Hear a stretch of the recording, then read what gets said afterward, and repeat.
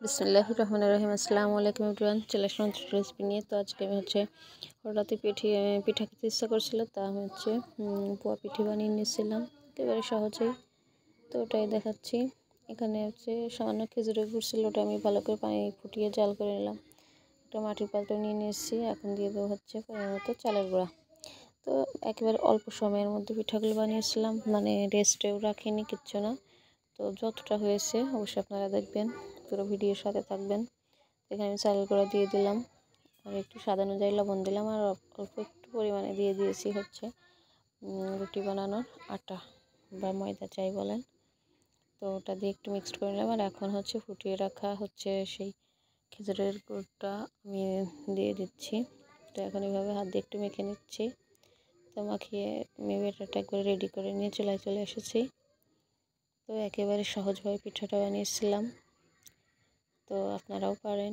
মানে আমি অনেকক্ষণ রেখে দেইনি, মানে ঝটফট খেতে মন চাইলে তো ঝটফটে বানিয়ে ফেললাম। তো এখন আমি কড়াই দিয়ে দিয়েছি চুলায়, আর বেটারটা ভালো করে একটু নাড়াচাড়া করে আমি দিয়ে দিচ্ছি। তো এই যে দিয়ে দিলাম, বিসমিল্লাহ বলে প্রথমটা মোটামুটি হয়েছিল, মানে এতটা পারফেক্ট হয়নি, মোটামুটি যা হয়েছিল এটা এই যে একটু ফুলেছে। তো এভাবে ঝটফট মানে পিঠা বানালে যেমন হয় সেটার অভিজ্ঞতা আমি শেয়ার করতেছি। তো পিঠা বানালে একটু আগে থেকে সব কিছু রেডি করে রেখে দিলে, রেস্টে রেখে দিলে মানে পিঠাটা পারফেক্টলি ভালো হবে। আর আমার মতো এভাবে না রেখে বানালে ঠিক এমনটাই হবে। তো যাই হয়েছিল আলহামদুলিল্লাহ, এই যে এরকম হয়তো রেখে দিলে একটু বেশি সুন্দর হতো। তো আমার ভিডিওটা দেখে সম্পূর্ণ দেখবেন। আর যদি নতুন কেউ হন প্লিজ সাবস্ক্রাইব করে যাবেন, আর কমিউনিটিতে একটা লেটার দেবেন, কিন্তু কোনো নম্বর লিখবেন না দয়া করে, কারণ নম্বর লেখার কারণে আমার সাবস্ক্রাইব কেটে যায়। শুধু বন্ধ করে গেলাম বা বন্ধ হলাম এটা বললেই হবে। তো আমি একটা পিঠে তুলে নিয়েছি, তো আর একটাও দিয়ে দিলাম। তো এভাবে আমি সবগুলো পিঠা একে একে ভেজে তুলে নেব।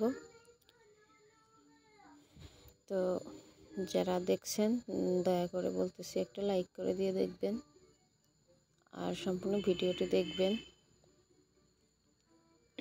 আর এইভাবে আমার মতো ঝটপট পিঠা খেতে মন চাইলে এইভাবে বানাতে পারবেন।